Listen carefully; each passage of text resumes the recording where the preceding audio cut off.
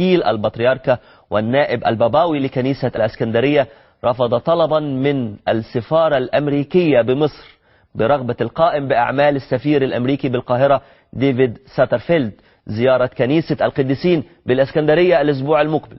وأكد القمص مرقس في بيان له اليوم أن الكنيسة ترفض مقابلة أي مسؤول أمريكي بالإدارة الأمريكية الحالية.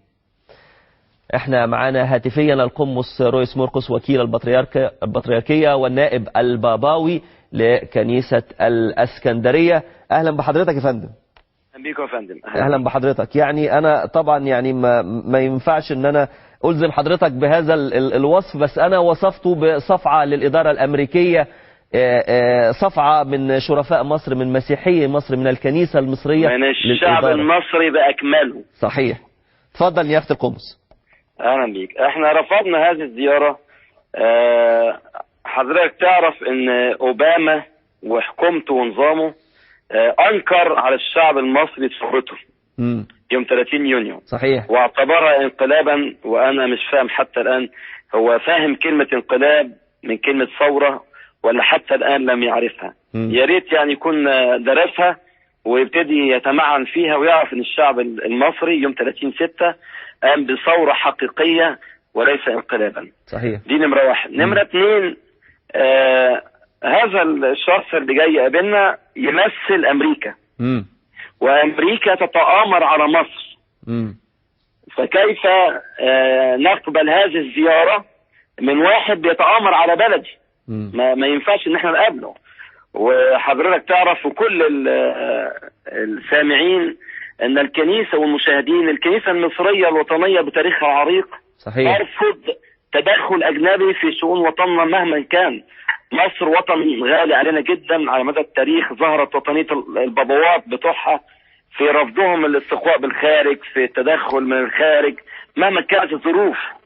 مهما مرينا بتجارب او مرينا بمشاكل، نحن نحل مشاكلنا داخل بلدنا. صحيح. وحصل زمان قيصر روسيا اترفض من البابا، والبابا شنودة قد ايه وطنيته ورفض هذا الكلام من قبل.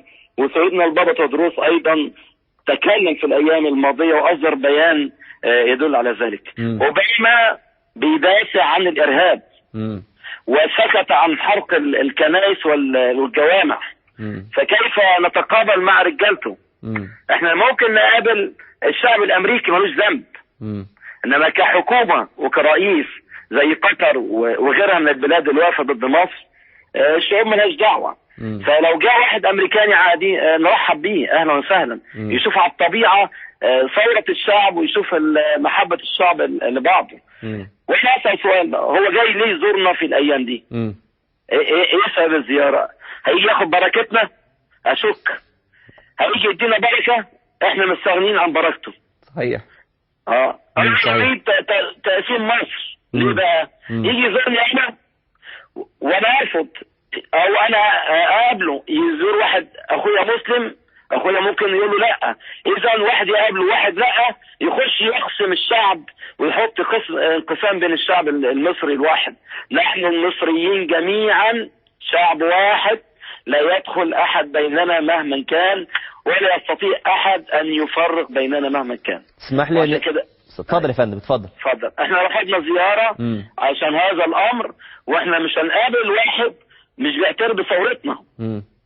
لما يعترفوا، لما يقعد درس كويس ويعرفوا ان الشعب المصري قام بثوره حقيقيه، يبقى تتقابل الشعوب مره ثانيه والحكومات تتقابل. انما طول ما هم موقفهم كده وبيتامروا علينا وبيشجعوا الارهاب بهذا الشكل، وحتى ما طلعش بيان واحد اوباما يذكر فيه الكنائس اللي اتحرقت والجوامع والمساجد اللي اتحرقت، وعمال يشجع ويقول لك زعلان على رابعه وزعلان على النهضه، هو ده اللي مزعله بس.